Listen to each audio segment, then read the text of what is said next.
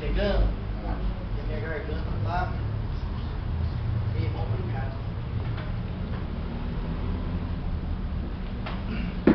Não deu certo, Pedro? Acender.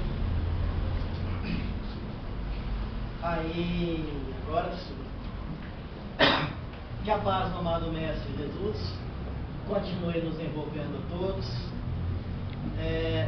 Eu tinha esquecido que a Eveline ia filmar e eu não passei perfume. Então não vamos sair cheirosos no vídeo. Mas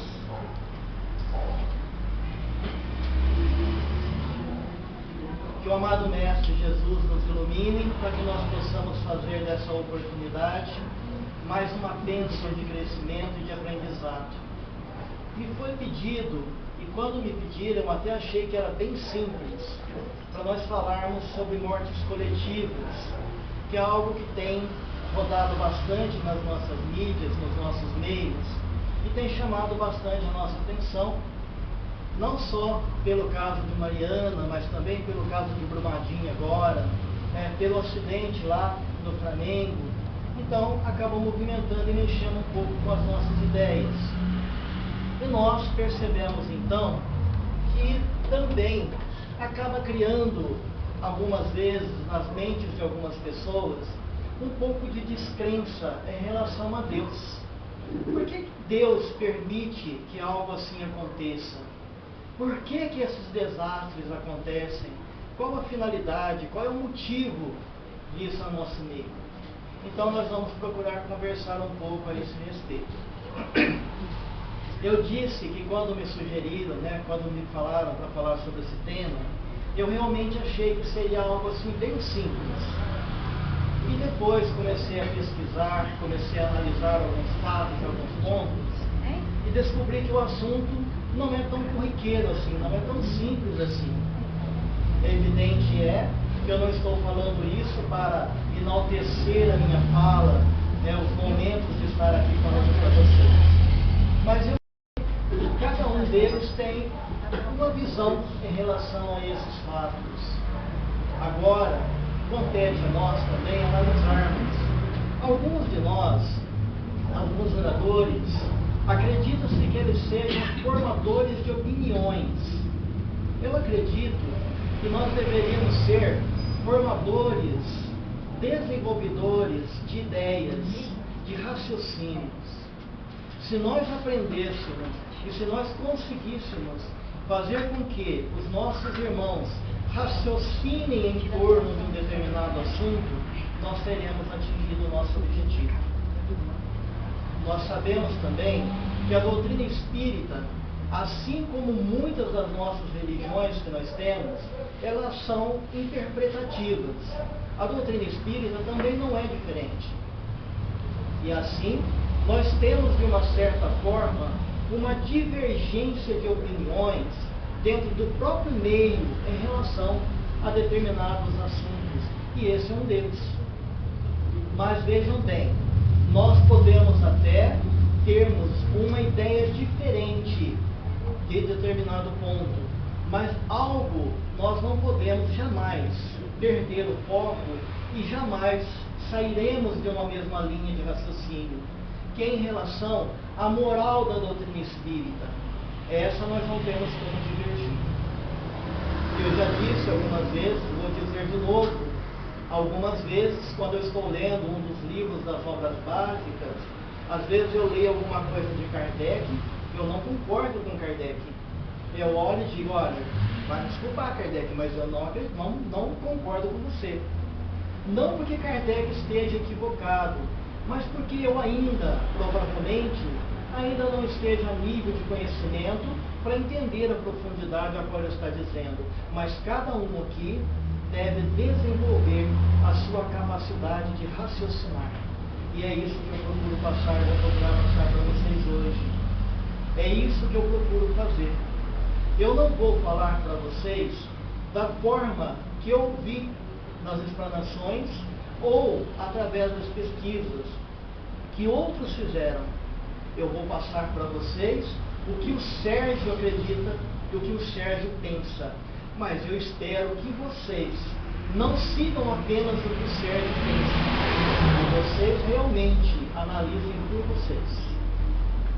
Quando nós falamos em morte, em desencarnes coletivos, nós imaginamos realmente que tem como um ponto principal uma quantidade de companheiros que venham a falecer e desencarnar ao mesmo tempo, que é o que aconteceu lá, né?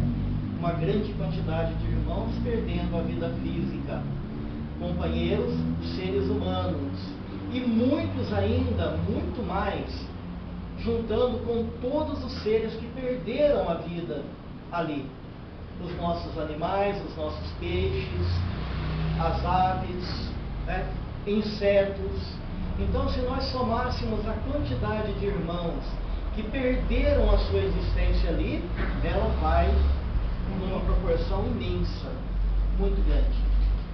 Mas nós vamos nos ater, por enquanto, aos seres humanos que ali deixaram seu corpo físico. Eu ouvi, não faz muito tempo, uma colocação, né, um vídeo falando em relação aos irmãos que desencarnaram lá, chamando-os de heróis, falando que a espiritualidade reuniu irmãos e os direcionou todo para aquele lugar, porque eles precisavam expiar determinada prova, determinados débitos que eles trazem, que trouxeram, e assim passaram por aquela determinada provação.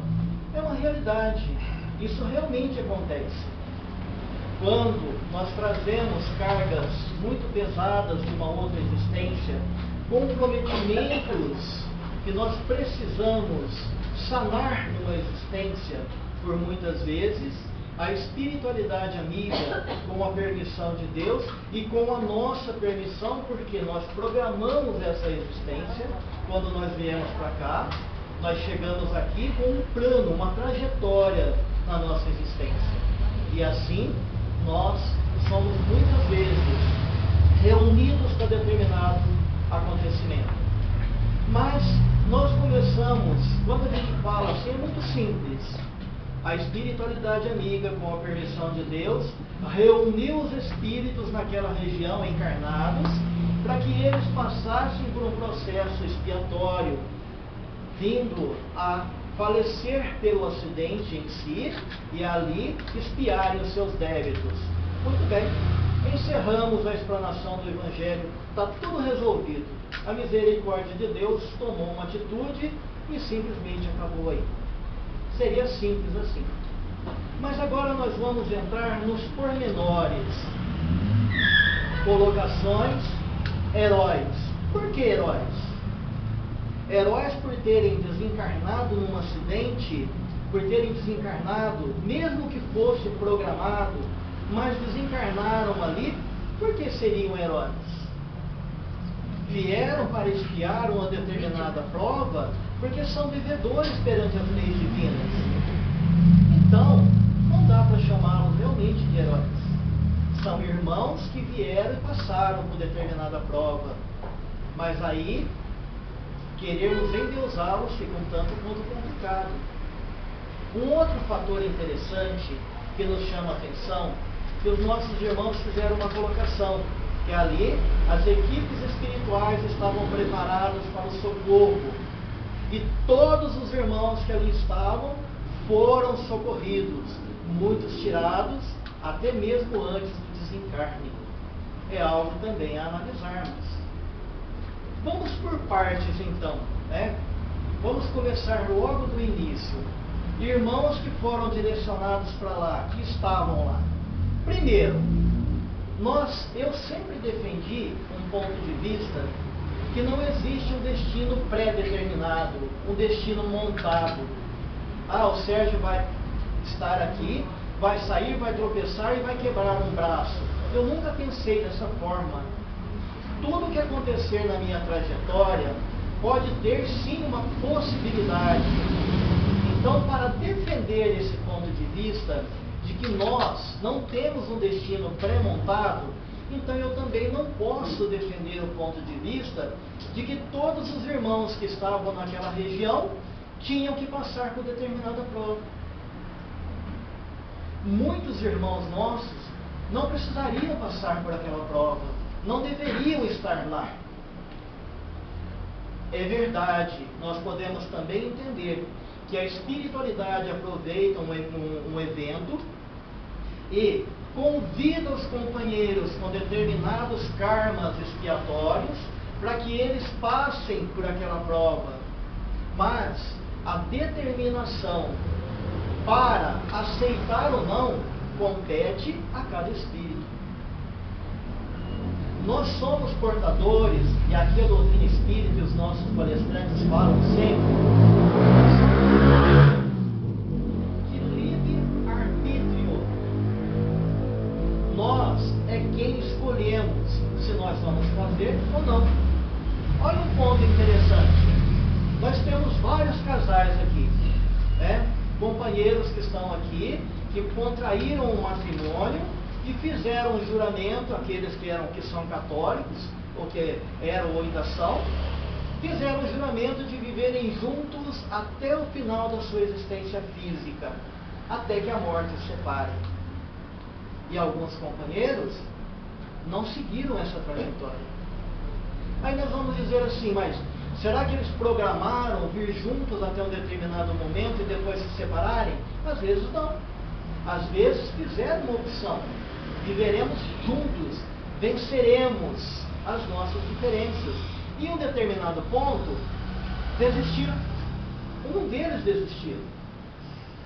E aí, criou-se uma nova perspectiva, uma nova direção para a sua existência. Nós programamos, eu gostaria de passar por determinada prova, mas a nossa consciência se aproximando, o nosso subconsciente sentindo a aproximação, pode resistir e pode desistir. Aí nós surgimos aquela hipótese, aquela possibilidade. Ah, mas tinha companheiros lá que estavam lá e resolveram visitar um parente e foram embora. Então ele não deveria desencarnar. Ele saiu para isso. Ah, o outro nem ia, mas aí trocou de lugar com o fulano e foi. E chegou lá, se encarnou no acidente. Então, foi a espiritualidade quem convenceu a ir até lá. Companheiros, em um acidente como esse, em uma fatalidade como essa, a quantidade de irmãos que são pegos na casualidade é muito grande. Eu falo casualidade porque, para não colocá-los como necessitados de estar lá. Por isso eu usei casualidade. Nem todos deveriam estar ali, mas muitos irmãos moravam naquela região. Ah, mas então a espiritualidade fez com que eles fossem morar lá, porque eles tinham que passar por essa prova.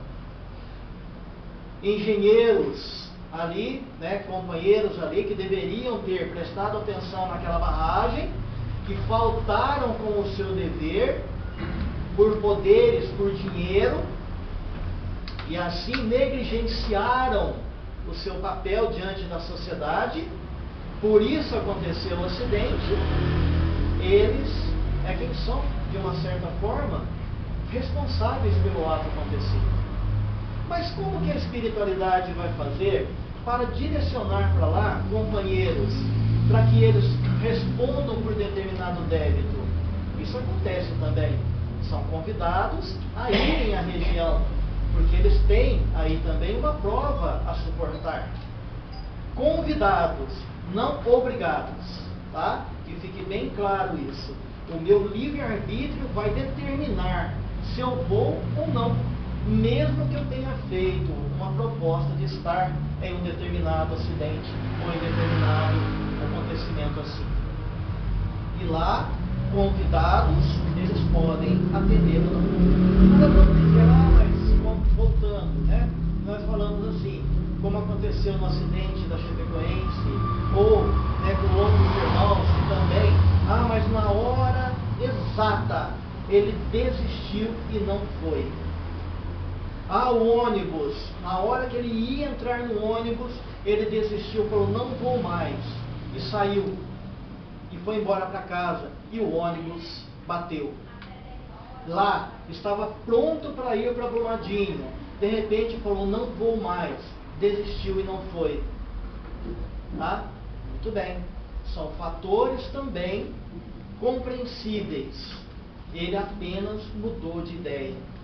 E aqueles que muitas vezes estão dentro de um avião, desistem, abandonam lá, às vezes, né, eles vão pedir uma reposição, mas às vezes até perde, saem do voo e o avião não cai.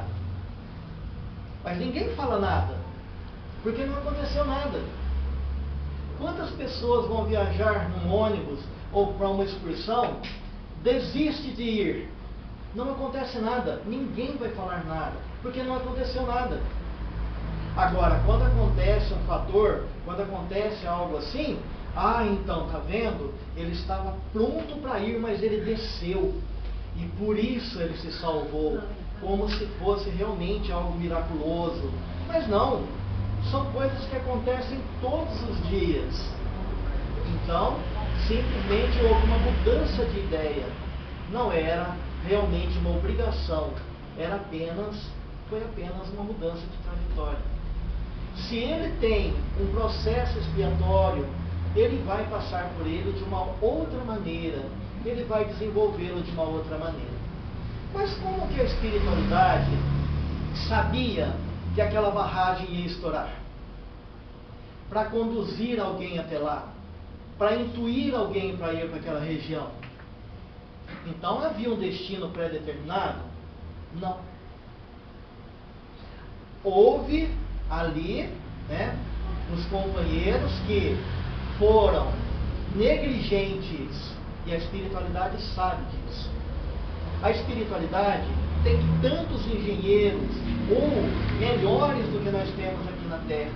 Eles estavam acompanhando com toda certeza o processo de desenvolvimento, o processo de rompimento que iria acontecer. Estava previsto por eles que iria acontecer. Mas então eles não fizeram nada? Fizeram, podem ter certeza. Intuíram a muitos, convidaram muitos companheiros, alertas foram dados, foram, né, ali mostrados o que estava para acontecer.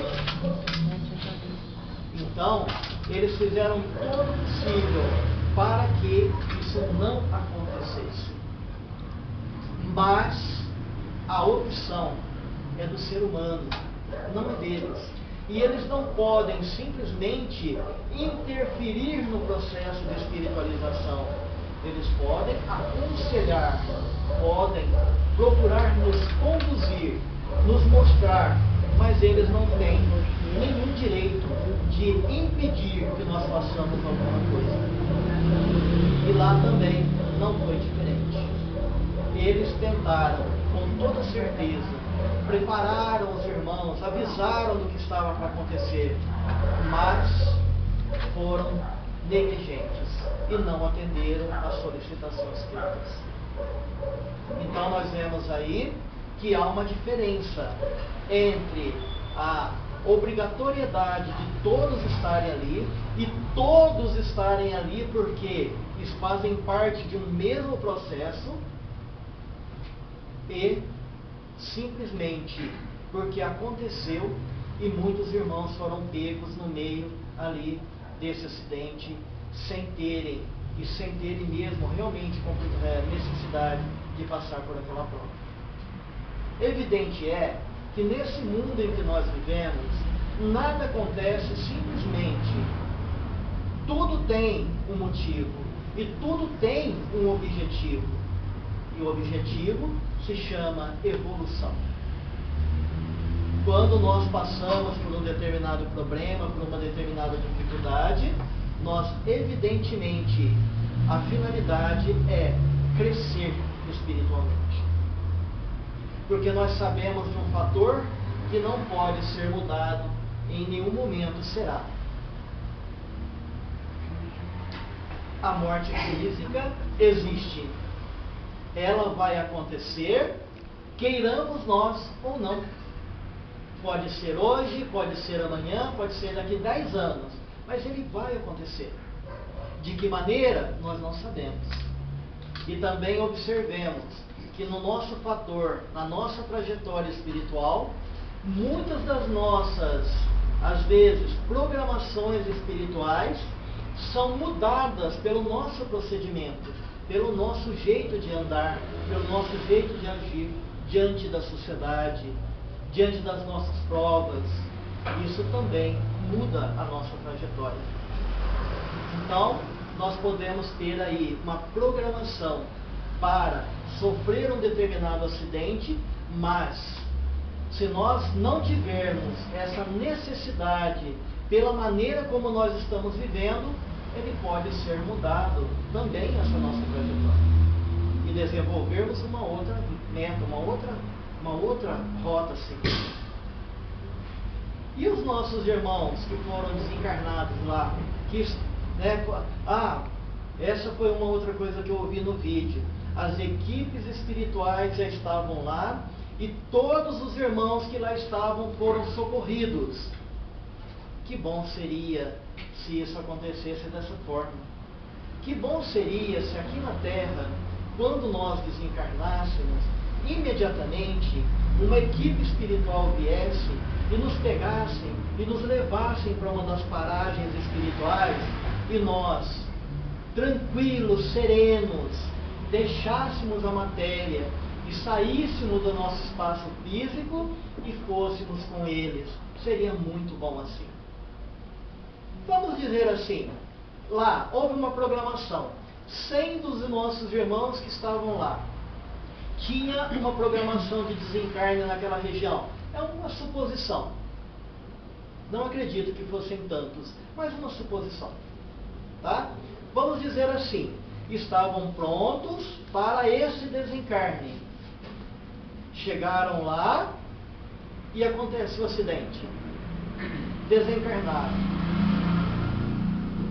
Pelo menos a metade desses nossos companheiros não vão aceitar o desencarne. Isso para ser muito otimista. 50% vai dizer: obrigado, Senhor, estou cumprindo a minha tarefa, pronto, estou pronto para seguir. A outra metade vai se revoltar.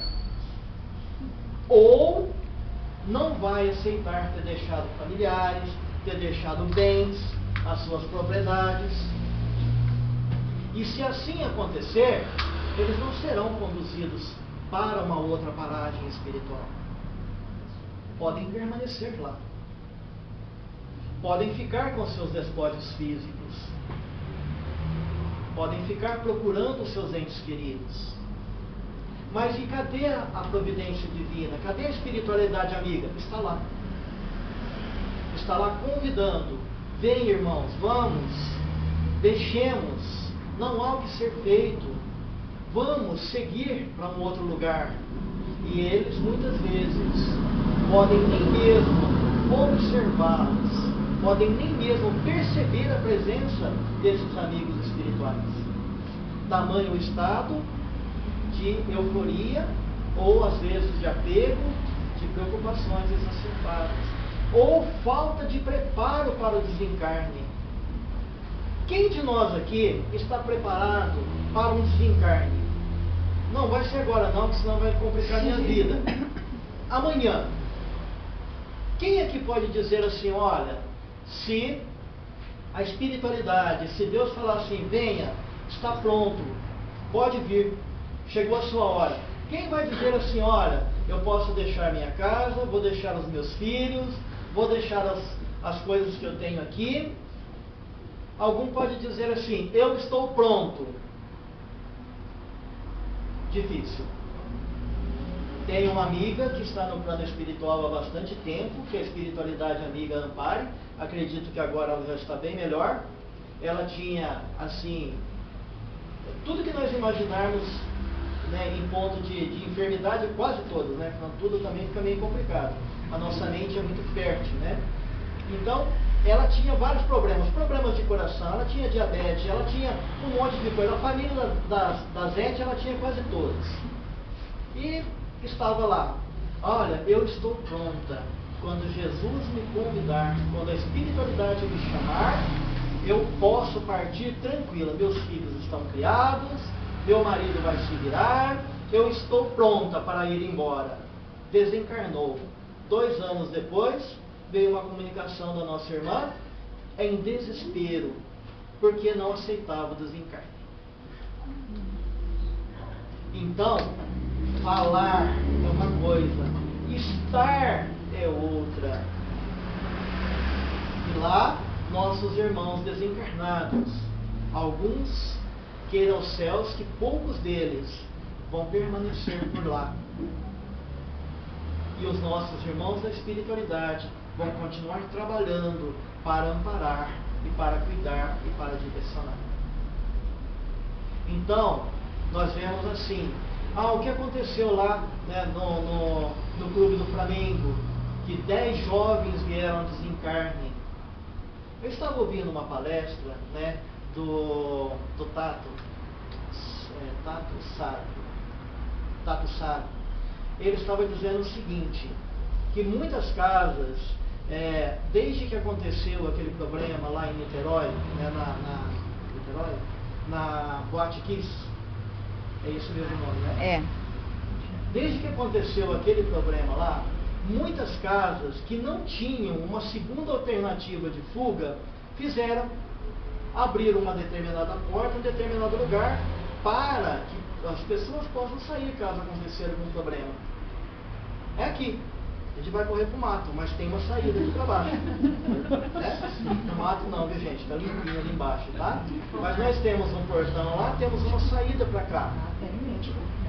Então, as casas, elas se adequaram. Fizeram saídas de emergência depois que algo aconteceu. O que acontece muitas vezes numa residência? Nós fazemos uma instalação elétrica para comportar determinado número de objetos, de aparelhos eletrônicos. Aí nós chegamos lá, instalamos um ar-condicionado. Nós temos preparo para 2 televisões, nós colocamos 3. Colocamos lá outros aparelhos, geladeira, computadores, e vamos colocando, e vamos pondo. Alguns vai colocando, fazendo aquela armadilha na tomada, e coloca 5, 6 adaptadores, vira aquela coisa lá que você não consegue nem entender o que é aquilo. Aí de repente, curto-circuito, pega fogo na casa. Queimou todo mundo lá, aconteceu um problema. Muito bem. Foi a providência divina. Não, foi a incoerência humana. A incoerência humana que fez. E assim, nós não temos como dizer o que é realmente uma programação divina ou não. Quando acontece um tsunami, por exemplo, nós podemos ver que há uma diferença. Houve um terremoto que gerou um maremoto e as ondas vieram e fizeram um determinado estrago. É uma coisa diferente, é um fenômeno natural. Agora, em relação ao que aconteceu em Brumadinho, não precisava acontecer. Não era para acontecer. Aconteceu. Então, a providência... A ganância mesmo, né? A providência divina, ela vai fazer todo o possível para aproveitar o momento em benefício de nós mesmos. É o que ele vai fazer. Vou citar um dos fatos que os nossos irmãos citaram. Não estamos aqui procurando culpados pelo fato em si. Tá? Cada um é responsabilizado pelo que faz. E esses irmãos serão responsabilizados. Não compete a nós, como seres humanos, como espíritas, como qualquer religioso que seja, ficar julgando e condenando. Não é essa a nossa função. Mas também não é a nossa função ficarmos passivos e deixarmos as coisas acontecerem por si só. Então, nossos irmãos, aproveitam este momento para criar uma conscientização, para desenvolver as nossas mentes, para trabalhar o nosso coração, a nossa generosidade. Porque quando acontece um fator assim, todos se mobilizam, preces são feitas, ajudas procuram ser direcionadas, só pararam porque eles disseram que não eram para mandar mais, que já era o suficiente. Mas todos os povos começam a se mobilizar, até quem não tem faz alguma coisa no sentido de auxiliar. E tentam auxiliar. E aqueles que não podem, auxiliam com preces. Mas tudo isso é algo que nós temos que usar para o nosso crescimento e espiritualização. Irmãos, citando novamente o que eu já disse, nós viemos à Terra e nós sabemos que nós vamos desencarnar. Não vamos morrer, nós vamos desencarnar. Pegando um dos dados das pesquisas que nós temos no Brasil sobre o trânsito, eu só vou fazer essa colocação, que é sobre morte no trânsito. Cerca em torno de 40 mil mortes por ano. 40 mil. 400 mil com algum tipo de sequela, leve ou grave, provocado por acidente de carro. Choca, porque foram uma grande quantidade ao mesmo tempo. Mas, irmãos, 40 mil por ano. Dividam isso por mês. Ah, mas são casos aleatórios. São casos aleatórios. O que nós estamos falando? O que nós estamos pensando? Nós não nos compadecemos das vítimas desses 40 mil. Estamos desesperados por 280, quase 300. Está certo, devemos estar mesmo. Devemos ser solidários. Mas e esses 40 mil? Não são. Isso sem falar de companheiros em abortos, crianças que ao desencarne prematuro, ou em qualquer outra ordem, suicídios, homicídios e muitos outros fatores aí que nós temos. Nós direcionamos a nossa mente para uma morte, para o caso coletivo. Mas não existe caso separado. Existem a necessidade de reflexão. Como que nós estamos nos comportando no trânsito? Como que nós estamos nos posicionando diante da vida? Quanto de dinheiro, quantos milhões foram desviados? Agora, mas isso não é problema nosso, não fomos nós que desviamos. Muito bem. Muito bem. Não fomos nós que desviamos. Mas, quantos milhares vieram ao desencarne por desnutrição, por falta de medicamento, por falta de socorro, por esse dinheiro que foram desviados? Quantos irmãos ali estão até hoje em desencarne progressivo, lentamente perdendo a estrutura física? Olha só, pior ainda, porque estão morrendo lentamente por falta de assistência, pelo dinheiro que foi desviado. E nós não nos compadecemos desses nossos irmãos, não nos preocupamos ou não falamos a respeito. Mas quase 300 chama a nossa atenção pela quantidade que foram lá. Então, como é que eu estou no trânsito? Gosto de falar ao celular? Presto atenção no que eu estou fazendo? Bebo para dirigir? A Eveline colocou no Face esses dias, eu achei interessante. Repassei para um punhado de gente, um punhado de amigos nossos, né? Alguns companheiros estão lá dentro de uma sala, de repente eles levantam, o que aconteceu? Onde é que eu estou? No necrotério, né? No necrotério. O outro fala, você morreu, mano? Ele fala assim, não, eu não morri não, mas como assim? Não, olha. Porque estava falando no celular, a moça fala, olha, você morreu sim, falando no celular, igual a mim. A noiva estava lá, cadê o Fernando? Cadê o Fernando? Ó, o Fernando, ó, você morreu. Não, eu casei, casei, não, mas você morreu. Mas cadê o Fernando? O Fernando sobreviveu. Ele bebeu e dirigiu? Para nós entendermos, para nós analisarmos. Não banalizemos um fato, mas também não vamos fazer daquele fato o nosso foco apenas naquele sentido. Pessoas estão passando necessidades à nossa volta.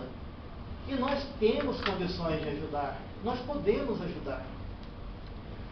Então, hoje em dia, nós não temos como dizer o que realmente é um fenômeno natural, o que é um desencarne aí que a providência divina direcionou. E eu vou dizer para vocês por quê. Todos os dias nós mudamos a estrutura do nosso planeta com os nossos atos, com o nosso posicionamento.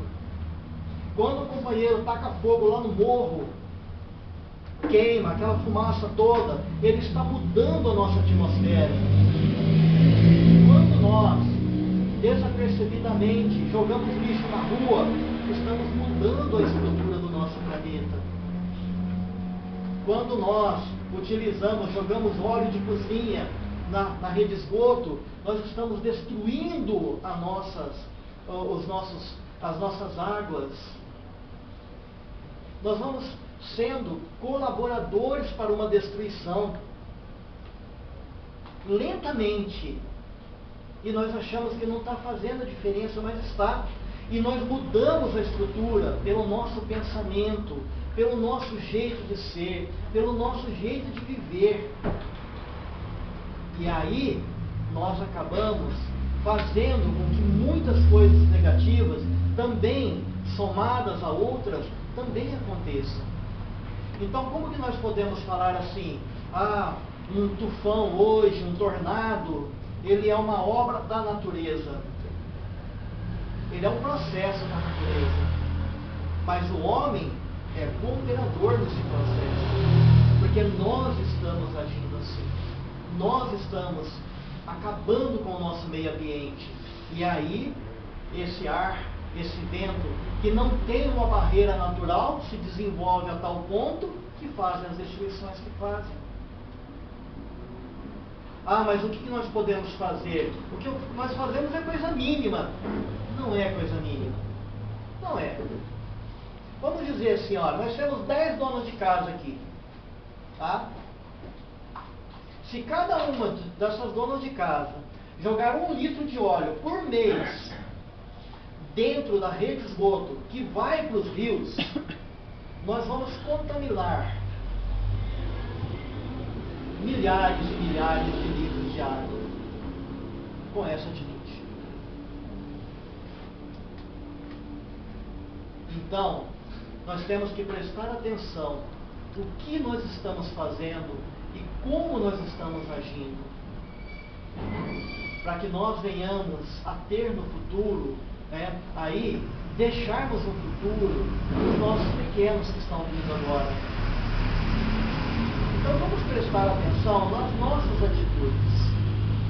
Então hoje, falando sobre desencarnes coletivos, queridos amigos e irmãos, nós não temos como precisar o que realmente é uma programação espiritual ou não.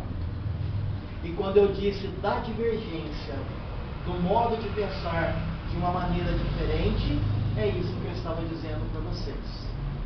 Eu me posiciono assim.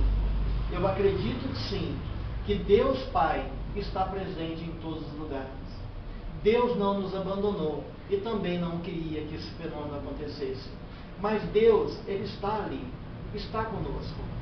Não nos desampara e levemos em consideração. Mais uma vez, mundo de provas e expiações. Aqui estamos sujeitos às vicissitudes dos fatos, dos atos, dos acidentes. Nada se perde, evidentemente. Passamos por um determinado fator. Nós temos que crescer com ele, evoluir com ele. E aí nós estamos caminhando da maneira correta. Não adianta ficarmos nos lamentando. Nós precisamos olhar para frente e seguir.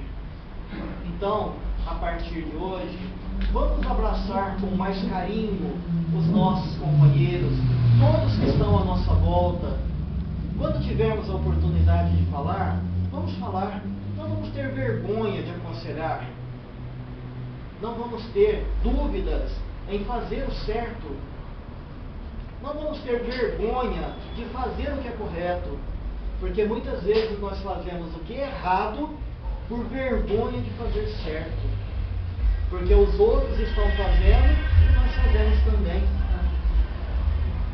Para ser seguidor do Cristo, para ser um exemplificador de Jesus, nós não podemos seguir as massas.